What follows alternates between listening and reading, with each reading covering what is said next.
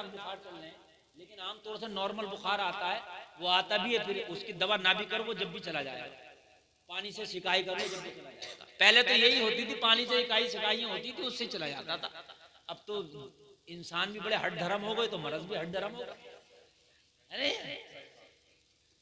बुखार, कोरोना बुखार का तो दूसरा नाम है, और क्या है, कितना हट धर्म हो गया। जा ही नहीं रहे, आदमी को साथ में लेके जा रहा है क्या नहीं। अब वो अभी गया नहीं था अच्छे से, दूसरा ओमिक्रॉन आ गया। अल्लाह से तौबा करो, बड़े बड़े खतरनाक मर चल रहे मेरे भाई। बीवी ने कहा जब इतना अच्छा लड़का आया, इतना अच्छा मजदूर आया, तो आज से पहले तो इस घर में शराबी कबाबी जुआरी सट्टेबाज आते थे, इतना नेक घर के दरवाजे पे खड़ा, आज उसे अंदर ले आना, उसके कदम पड़ जाएंगे तो मेरे घर में बरकत हो जाएगी। पहले सब आते थे, आज वो आया है तो उसे भी ले आना, कम से कम बरकत ही हो जाएगी। बात अजी ये तो दिल पहले ही दे चुका था भाई, ये तो दिल पहले ही दे चुका था, ये तो ईमान पहले ही ला चुका था, पहले ही यकीन कर चुका था यार ये तो बड़ा अच्छा। अब बीवी की भी सपोर्ट मिल गया, तो अब जाके 3 दिनार तो दिए, कहा बेटा घर में चल। कहने लगा मैं क्यों चलूं, मैंने अपनी नमाज पढ़ना और घर जाना। कहा बेटा दोपहर का खाना तैयार है, दस्तरखान पे लगा है, मेरे बच्चे इंतजार कर रहे हैं, तुम्हारी मजदूरी तुम्हें दे दी गई, बेटा घर चल के मेरे घर पे खाना खा लो और खाना खा के चले जाना। अरे तड़प जाओगे, जवाब सुनो, बच्चे ने मना कर दिया खाना नहीं खाऊंगा। कहा बेटा क्यों नहीं खाएगा, फ्री में खाना खिला रहा हूं। बच्चे ने जवाब दिया रोजादार हूं इसलिए खाना नहीं खाऊंगा।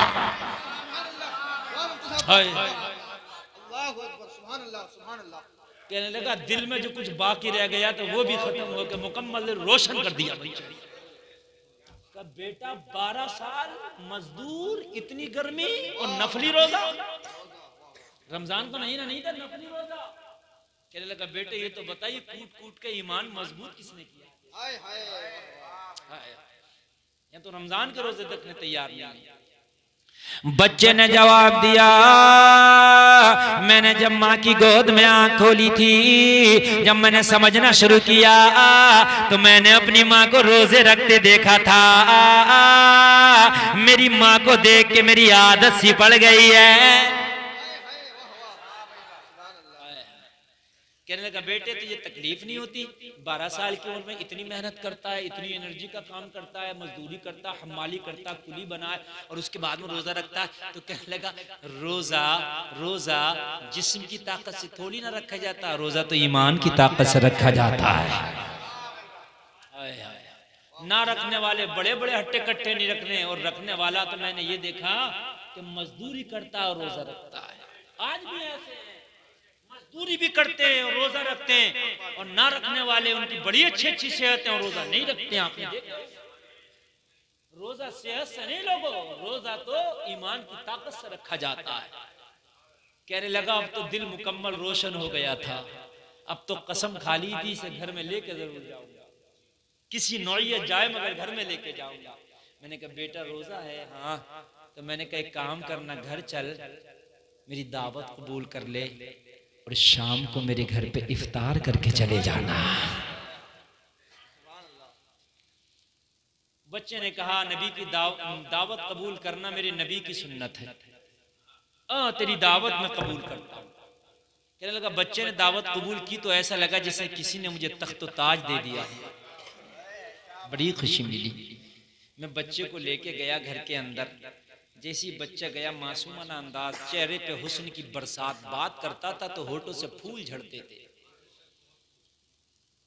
गुलाब की पंखड़ियों जैसे होठ, बड़ा खूबसूरत चेहरा, झुकी झुकी आंखें। मेरे घर में जाके खड़ा हुआ, मेरी बीवी की नजर पड़ी तो बीवी देखी तो ऐसे बनी जैसे पत्थर का बुत बन गई हो, बोलती नहीं, बस देखिए तो देखती जा रही है, देखिए तो देखती जा रही है, बात नहीं करती। लोगों जरा गौर करो, जब देखने से फारिग हुई तो बीवी मुझसे मुखातब हो के बोली, ओ मेरे शौहर आज जितने लोगों की दावतें करके आया था ना, सबसे मना कर गया। मैंने बीवी से कहा सबकी मना कर दूं कि आज पार्टी घर की कैंसल हो गई। कहने लगी पार्टी कैंसल नहीं, दावत कैंसल। तो कहने लगा फिर पार्टी कैसे होगी, जब सबकी दावत कैंसल होगी तो पार्टी कैसे होगी। तो बीवी ने जवाब दिया सबको मना कर दे, आज पार्टी शराबियों की नहीं रोजादार की पार्टी होगी। दुनियादारों की नहीं होगी, इस मुस्तफ़ा के वफादार की। आज इस अल्लाह वाले की पार्टी होगी। मयान में एक ही तलवार रहती है, ये अल्लाह वाला ही रहेगा आज मेरे घर। फिर कर लेंगे उनकी पार्टी कभी, आज इसी की पार्टी होगी। मेरा दिल कहता है आज इसी की पार्टी होगी। कहने लगा बस सबसे मना कराया। ये नमाज पढ़ी इसने बाकी की और ये आराम करने लगा गैस रूम में।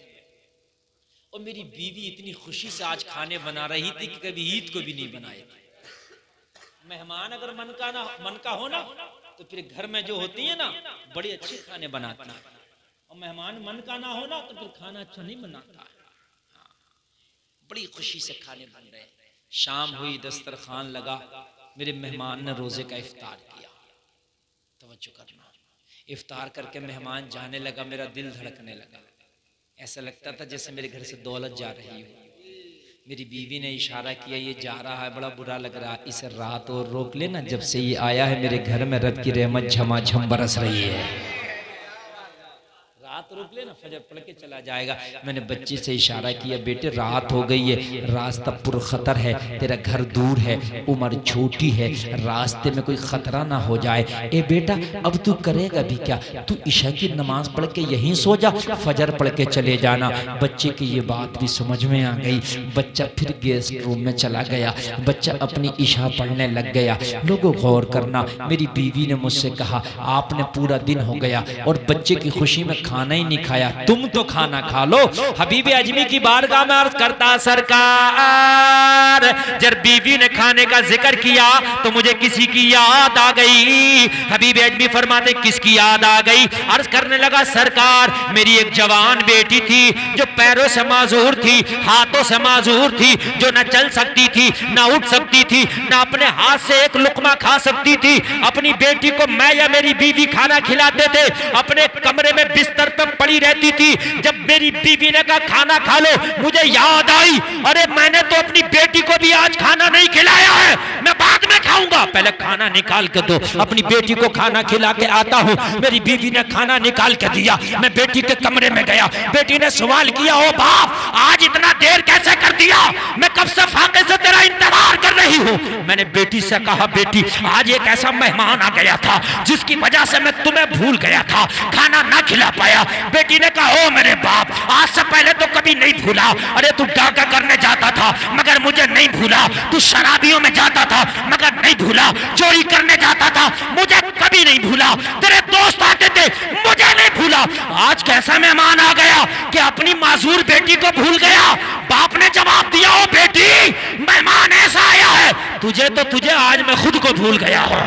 नारे तकबीर, नारे रिसालत, नारे रिसालत, मसलके आला हजरत फैजाने गौसे आजम मुफ्ती गुलफाम रजा रामपुरी, नारे तकबीर, जिंदाबाद जिंदाबाद। क्या बात है मुफ्ती साहब। बस 2-4 मिनट की तकरीर और इसलिए कि 1.5 घंटे से ऊपर मैं बोल चुका और मेरी बात आपके जहन और दिमाग में उतर चुकी है। अल्लाह सलामत रखे, बहुत तवज्जो के साथ सुनिएगा, ईमान ताज़ा हो जाएगा। ओ बेटी मेहमान आज ऐसा था तुझे तो तुझे हम खुद को भूल गए हैं, आज हमने खुद खाना नहीं खाया है।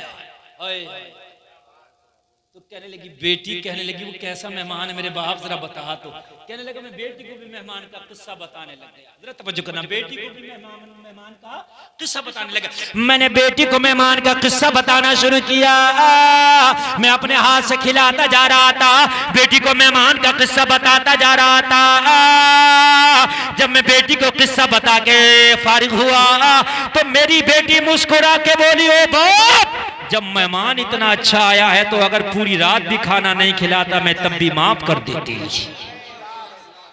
मेहमान इतना लाजवाब। कहने लगा बेटी को खिला के हाथ धुला के चादर उड़ा के बिस्तर पे लिटा के दरवाजा लगा के मैं अपने कमरे में आ गया। बस आखिरी जुमले हमने मैं अपने कमरे में आ गया। रात आ गई, मैं अपने कमरे में सो गया, मेरी बेटी अपने कमरे में पड़ी थी, वो तो निकलती नहीं थी। मेरा मेहमान अपने गेस्ट रूम में वो उसमें था।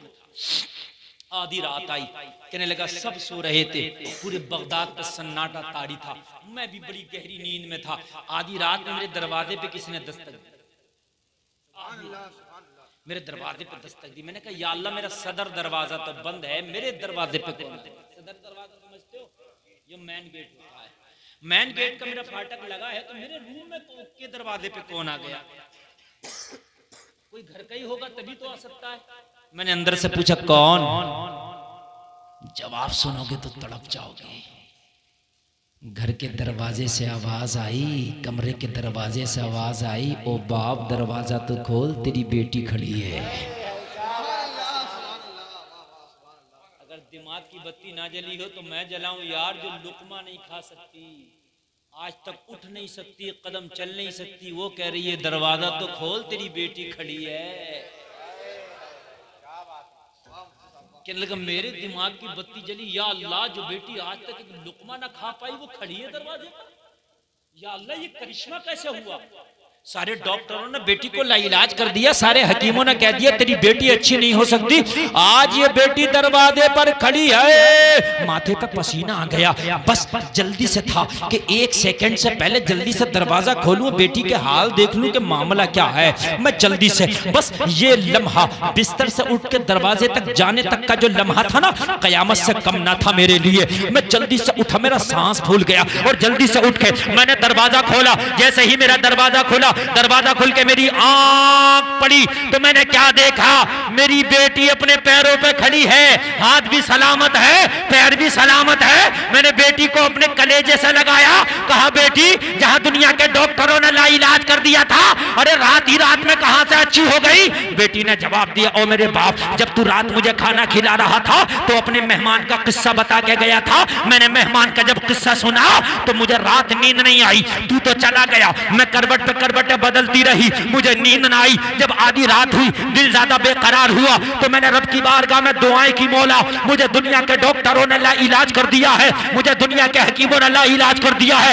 ए मौला, मेरे घर में जो मेहमान आया है वो नेक है, मौला अगर वाकई नेक है तो नेकों के सदके में तू तो दुआओं को कबूल करता है। या अल्लाह, आज मेरे मेहमान के सदके में मेरी दुआ को कबूल कर ले, मेरे मौला मुझे शिफा दे दे।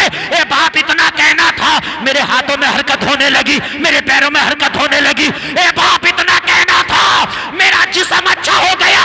ये मेहमान की बरकतें हैं कि अल्लाह ने मुझे शिफा दे दी है। जब बाप ने इतना सुना तो झूमता जा रहा था और ऐलान करता जा रहा था, जब उनके गदा भर देते हैं शाहाने जमाना की झोली, मोहताज का जब ये आलम है, मुख्तार का आलम क्या हो?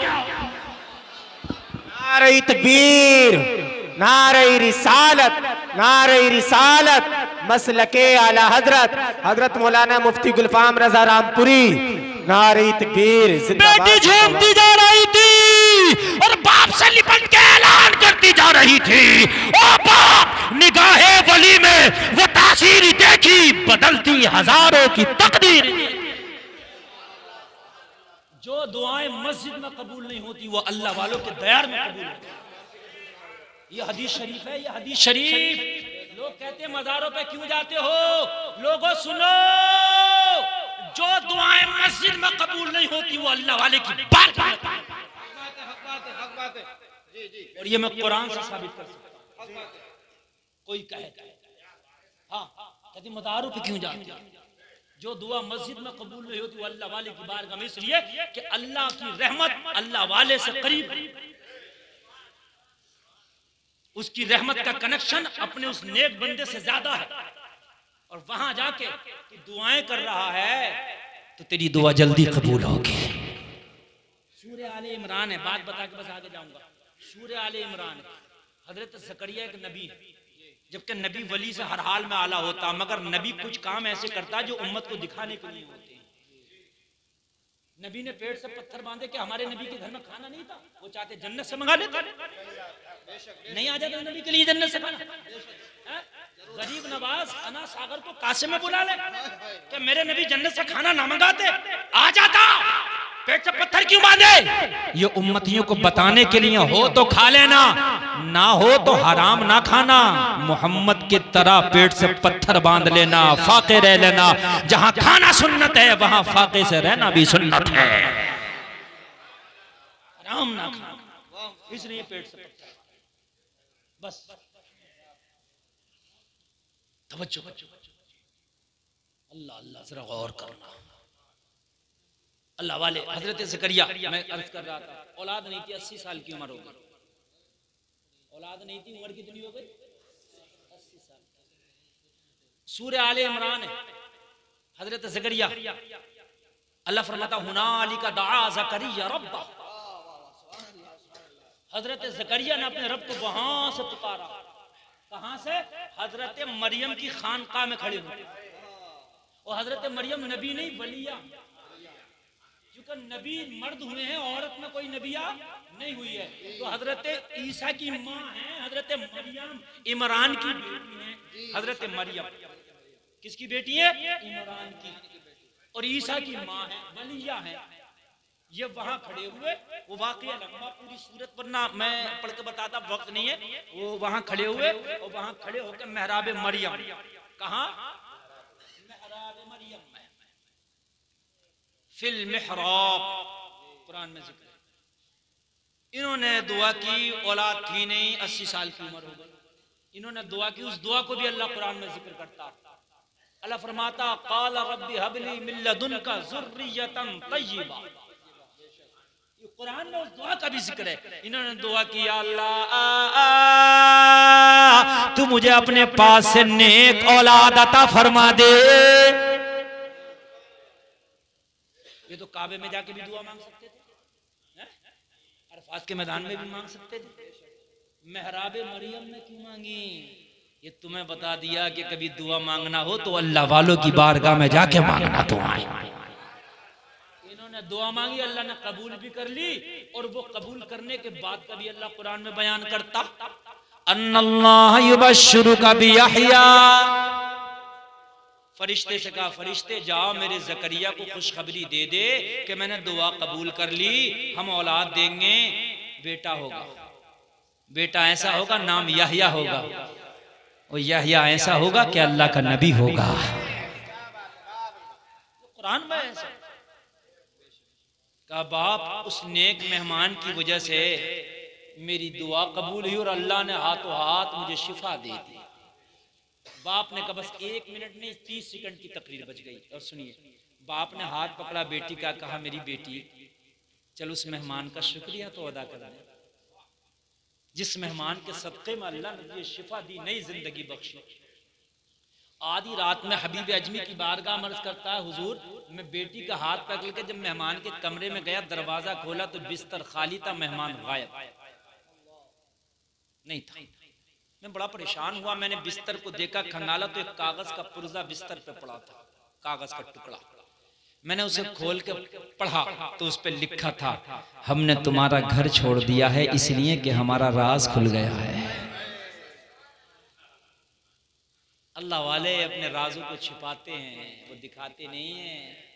जो दिखाते हैं समझने वो रियाकार होते हैं, जो छिपाते हैं वो महबूबे परवरदिगार होते हैं। हमने तेरा घर छोड़ दिया इसलिए कि हमने तेरा घर छोड़ दिया, राज खुल गया। अब बेटी भी बड़ी बेकरार थी, ज़ियारती हो जाती है सल्लल्लाहु अलैहि की। उसमें नीचे लिखा था, अगर वाकई हमसे मोहब्बत हो गई है, वाकई हमसे मोहब्बत हो गई है तो तू सच्चे दिल से तौबा कर लेना, दुनिया में ना सही महशर में जरूर मुलाकात करेंगे। और हमने तेरा रिश्ता अल्लाह के नबी से जोड़ दिया, तू तौबा कर लेना, तेरा रिश्ता अल्लाह के नबी से जोड़ दिया है। और आखिर में नीचे लाइन में लिखा था, हराम लोगों से लूटना छोड़ देना, हराम कमाना छोड़ देना, हलाल कमाना।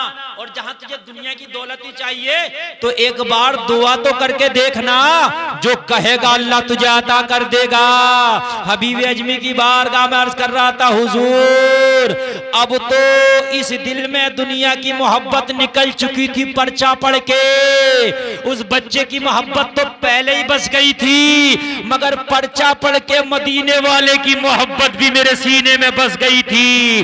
बच्चा कह रहा था जो चाहो मांग लेना, कहने लगा मैं सजदे में गिर गया और गिरने के बाद मैं मांगने लगा, और जो उसने मांगा तो बेदम शाह वारसी उसी के मांगने को बयान करते हैं, झूमता जा रहा था और मांगता जा रहा था, इतना तू करम करना ए नरगी से मस्ताना, जब जान लबों पर हो तुम सामने आ जाना, दुनिया में मुझे तुमने जब अपना बनाया है महशर में भी कह देना महशर में भी कह देना ये है मेरा दीवाना, महशर में भी कह देना ये है मेरा दीवाना। मुझे कुछ नहीं चाहिए, बस अब मदीने वाले मुस्तफा की मोहब्बत चाहिए। अल्लाह अल्लाह। लोगों, ईमान पक्का करो, दोस्ती अल्लाह से करो, नमाज पढ़ के होगी, दोस्ती रसूलुल्लाह से करो, नबी के तरीके को अपना के होगी, और दोस्ती नेक लोगों से करो, ये दुनिया में भी काम आएगी और इंशाअल्लाह मैदान महशर में भी रंग लाएगी। कहने सुनने में कोई खता हुई हो मैं तौबा करता हूँ, मेरा मौला माफ फरमाए। सारे लोग कलमा शरीफ पढ़े, ला इलाहा इल्लल्लाह मुहम्मदुर रसूलुल्लाह, इस्लाम जिंदाबाद, वमा अलैना इल्लल बलाग।